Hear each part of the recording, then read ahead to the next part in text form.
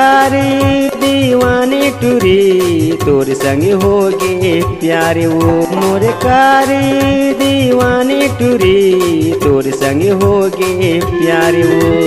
कसम खा के वादा करे, कसम खा के वादा करे, करी डारे बर्बाद वो।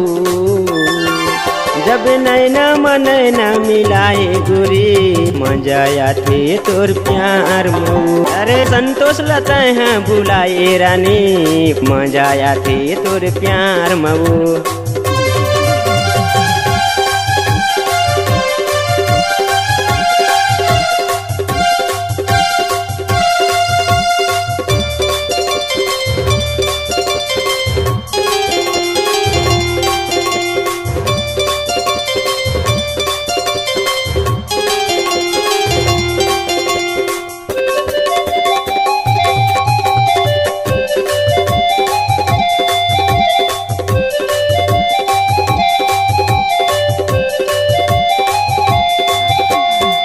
ओ दिन के मोला सुरता सता थे नहाती रन के बात वो। मोला ते गोदी माँ सोआ के मिलभर करे जुबान वो।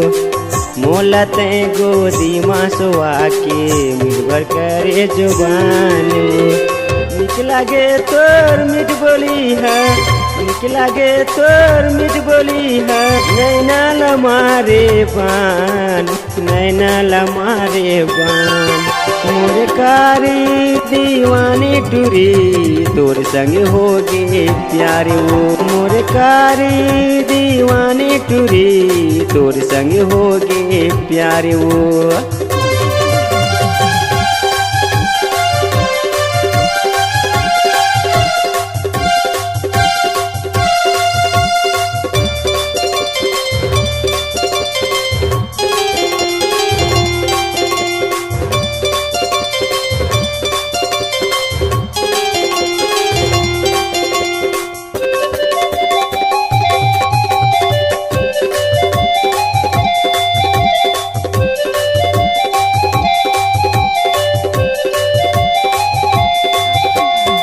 दिए रहे तोला मुंदरी के चिन्ह मया करके दीवानी वो।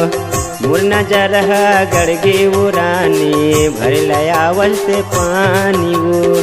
लगते मुँह सम्मर बाजार पूछता बे मोर गाँव।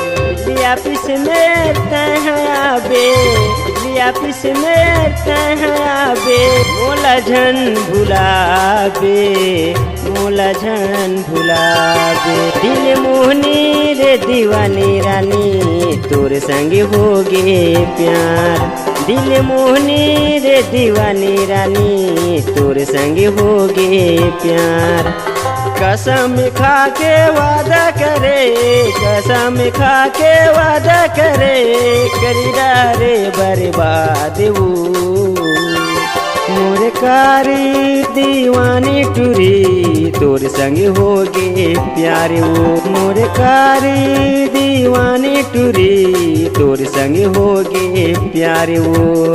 तोर संग होगे प्यारे वो, तोर संग होगे प्यारे वो, तोर संग होगे प्यारे वो।